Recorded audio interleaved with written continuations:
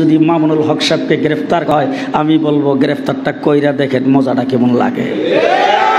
গ্রেফতারটা কইরা দেখেন মজা কেমন লাগে। গোটা বাংলাদেশে আগুন জ্বালিয়ে দেওয়া হবে যদি একজন মানুষের গায়ে হাত দেওয়া হয়, একজন আলেমের গায়ে যদি হাত দেওয়া হয়। আমরা চুপ করে বসে থাকবো না, যা কিছু আছে তাই নিয়ে মাঠে নামার জন্য প্রস্তুত হব।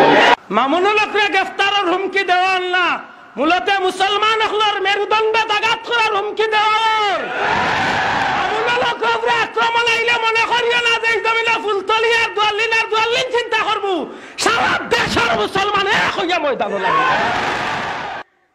যদি মামুনুল হকের বিরুদ্ধে মারাত্মক কোন দুর্বিসন্ধি করা হয়, নাস্তিকবাদীদের চক্রান্তের জালে সরকার আবদ্ধ হয়, ইনশাআল্লাহ শাহাদাতের তামান্না নিয়ে মাঠে ময়দানে সবসময় গর্জে উঠবো। আল্লামা মামুনুল হক দামাত বারাকাতুহুম, যাদের হুঙ্কারে গোটা দেশের বেঈমানদের ঘুম নষ্ট হয়ে আছে। বাংলাদেশে সবাই যখন কাপুরুষ, কেউ হক কথা বলে না, তখন হকের আওয়াজ শুধু মুহতারাম মামুনুল হক বারাকাল্লাহু তাআলার কণ্ঠ থেকে বেরিয়ে আসে। কথা বলেন ঠিক কিনা বেঠিক? আল্লামা মামুনুল হককে শুধু একবার গ্রেফতার করে দেখেন, পুরো বাংলাদেশে আগুন জ্বলবে। কথা বলেন ঠিক কিনা? শাইখুল হাদিস ইন্তেকাল করেছে, কিন্তু শাইখুল হাদিসের প্রতিচ্ছবি পৃথিবীতে এখনো আছে, আল্লামা মামুনুল হক।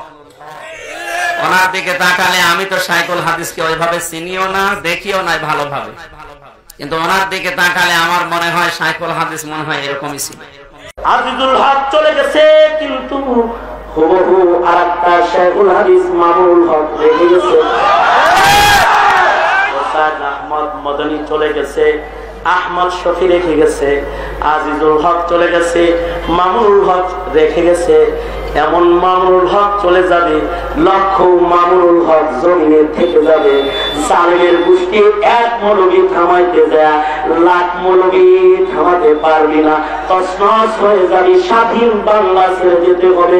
ইসলামের দুশ্মনী করে, কোরআনের দুশ্মনী করে ইসলামকে শাহজালালের বাংলা থেকে মেটানো সম্ভব না।